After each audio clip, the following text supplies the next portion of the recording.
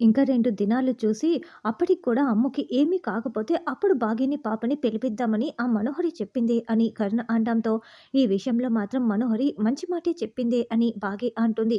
అంటే ఏంటే ఇంకా నువ్వు ఆ మనోహరి మాటలనే నమ్ముతున్నావా అని కరుణ నిలదీస్తూ ఉంటే, అది కాదే 5 సంవత్సరాల క్రితం అమ్మ మీద దాడి చేసింది మనుషులు కాదే కుక్క, గ్రద్ద లాంటి జంతువులు. మనోహరి జంతువులతో ఎలా దాడి చేయిస్తుంది చెప్పు అని భాగ్య అంటే, పెంపుడు జంతువులతో దాడి చేయించచ్చు కదే అని కరుణ అంటుంది. అవును మనోహరి అలా చేసే సమర్థురాలే.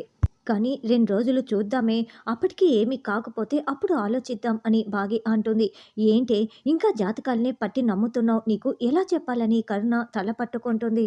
ఈ 2 దినాల్లో మళ్ళీ మనోహరి ఏదో ఒకటి ప్లాన్ చేసి దాడి చేయించిందే అనుకో, అదే పులి, పాము చేతనో దాడి చేయిస్తుంది. అప్పుడేం చేస్తావే?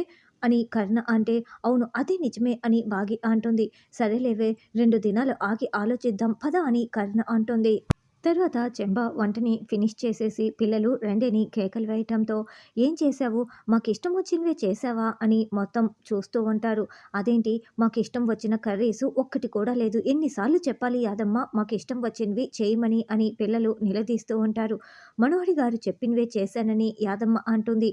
ఏంటి పిల్లలు ఏమైందంటూ మనోహరి రావటంతో, చూడండి ఆంటీ మాకిష్టం వచ్చిన కర్రీస్ ఒక్కటి కూడా చేయలేదు అని అంజు అమ్ము అంటే, అయితే నన్ను తినండని మనోహరి అంటుంది. మీరు కూడా అసలు టేస్టీగా ఉండరనుకోండి. ఎప్పుడు కారెకారంగా, మూడిగా మొఖం అని పెట్టుకొని ఉంటారు. ఎలా తింటాను చెప్పండని అంజు చెప్పటంతో అందరూ నవ్వుతూ ఉంటారు. ఈ యాదమ్మకి బాగా చేయమని వంట నేర్పించండి. లేదంటే యాదమ్మని మార్చేసి వేరే కుక్కుని పెట్టండి అని పిల్లలు చెప్తూ ఉంటారు. అలా మార్చటం కుదరదని మనోహరి అంటే, అయితే మేము కూడా తినటం మేము డ్యాడీకి చెప్తామని పిల్లలు అంటారు. లేదు నేనే కంప్లెయింట్ ఇస్తానని మనోహరి అంటే, చెప్పుకోండి డ్యాడ్ మాత్రం రుచి లేని వంటలు తింటారా ఏంటి? అప్పుడు డ్యాడీ వేరే కుక్కుని పెడతారు అని అంజు అమ్ము చెప్తుంటే, అవును అమర్ అంత పని చేసినా చేస్తాడు అని మనోహరి మనసులో అనుకుంటూ, లేదు లేండి పిల్లలు, రేపటి నుంచి నేనే యాదమ్మ చేత దగ్గరుండి రుచిగా వంటలు చేయిస్తాను. ఈ రోజుటికి బయట ఫుడ్ ఆర్డర్ పెట్టి తెప్పిస్తానని మనోహరి అంటే, బయటి ఫుడ్ మేము తినమని అంజు అంటే, తినకపోతే ఆకలికి మాడి చస్తారని మనోహరి అంటుంది. మేము ఆకలికి మాడి చావకుండా ఎలా మా కడుపులు నింపుకోవాలో మాకు చాలా బాగా తెలుసు. రెండంటూ అంజు పిల్లలు లోపలికి వెళ్తారు. ఏంటి చెంబా వంటలు కొంచెం రుచిగా చేయొచ్చు కదా అని మనోహరి అరుస్తూ ఉంటే, చూడు మనోహరి నేను మంత్రగత్తెను వంటగత్తెను కాదు అని చెంబా అంటే, అయితే ఖచ్చితంగా నువ్వు ఇక్కడి నుంచి వెళ్ళిపోవాల్సి ఉంటుంది, అమరే పంపించేస్తాడని మనోహరి అంటుంది. అలా కాదు మనోహరి అని చెంబా టెన్షన్ పడుతూ ఉంటుంది.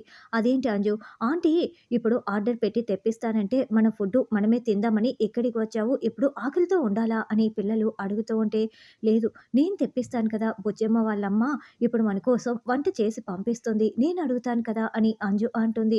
అనవసరంగా ఆవిడ్ని ఇబ్బంది పెట్టడం ఎందుకని అమ్ము అంటే, ఏం కాదు బుజ్జమ్మ వాళ్ళమ్మ వంట చేసిందంటే అచ్చం మిస్సమ్మ లాగే ఉంటుంది. ఇంతకుముందు నేను స్కూల్లో ఒకసారి తిన్నాను, నిన్న టిఫిన్ కూడా తిన్నాను, కడుపు నిండా హాయిగా తిన్నాను. ఇప్పుడు మనం అందరం కలిపి ఆవిడ వంట తినబోతున్నాము, ఇప్పుడే బుజ్జమ్మకి కాల్ చేస్తాను అని అంజు తాతయ్యకి కాల్ చేసి ఒకసారి బుజ్జమ్మకి ఫోన్ ఇవ్వండని చెప్పటంతో, ఇదిగో బుజ్జమ్మ అంజు పాప ఫోన్ చేసిందని రాజుగారు ఇస్తూ ఉంటే, వెంటనే బాగి స్పీకర్ ఆన్ చేసి బుజ్జమ్మతో మాట్లాడిస్తూ ఉంటుంది.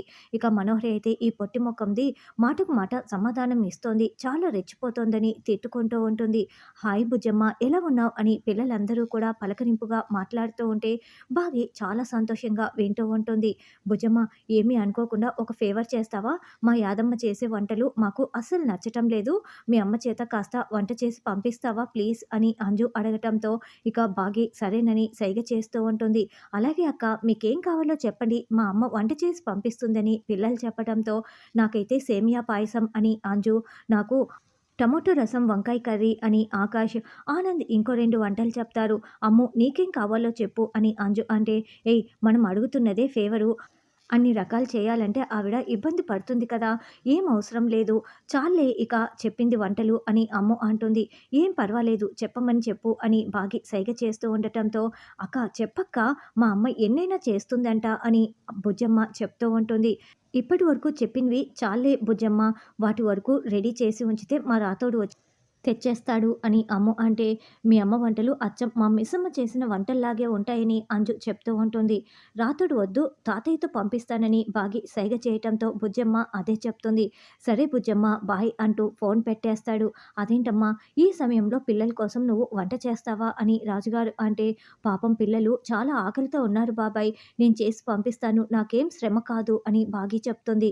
థ్యాంక్ యూ అమ్మా, మనం చాలా బాగా వంటలు చేసి పంపించాలని బుజ్జమ్మ చెప్తుంది.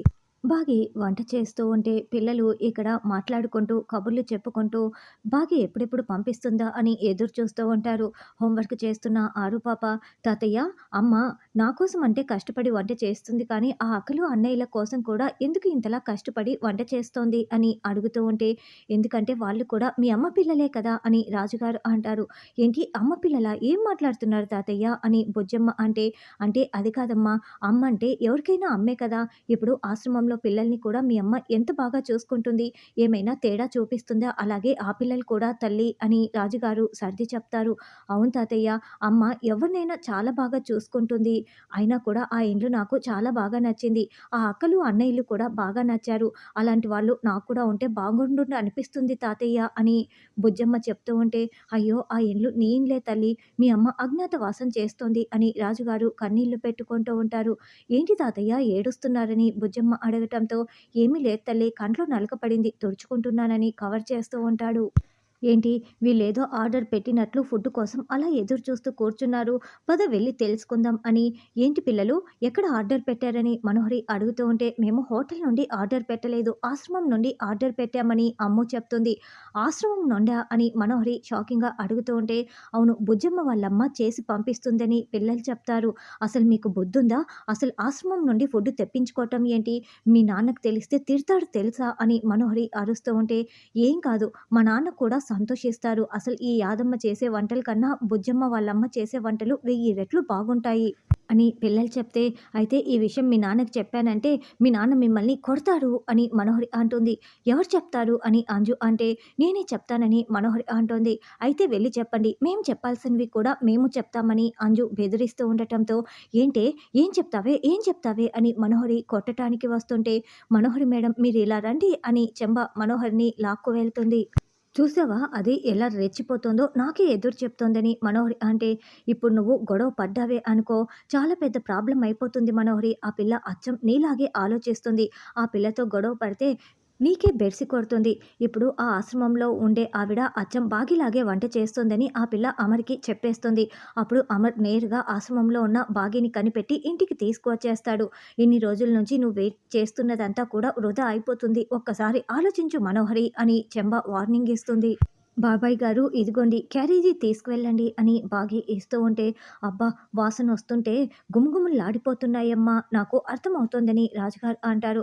అయితే కూర్చోండి బాబాయ్ తినేసి వెళ్దురు అని బాగి అంటే, వద్దమ్మా వచ్చిన తర్వాత తింటాను, పాపం పిల్లలక్కడ ఎదురు చూస్తూ ఉంటారు, ఆకలితో ఉంటారు కదా అని రాజుగారు వెళ్తారు.